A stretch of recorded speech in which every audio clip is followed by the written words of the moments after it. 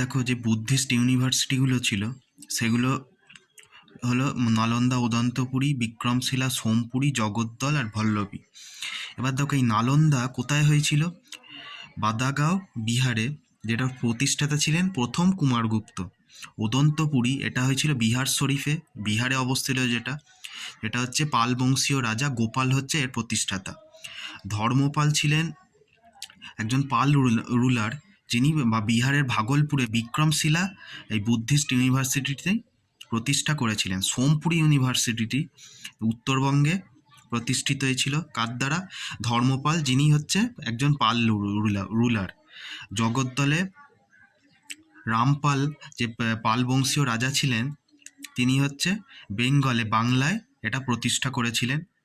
আর বল্লভী, যেটা গুজরাটে অবস্থিত, যে বুদ্ধিস্ট ইউনিভার্সিটি, সেটার প্রতিষ্ঠাতা হচ্ছে ভত্তর্ক, যেটা হচ্ছে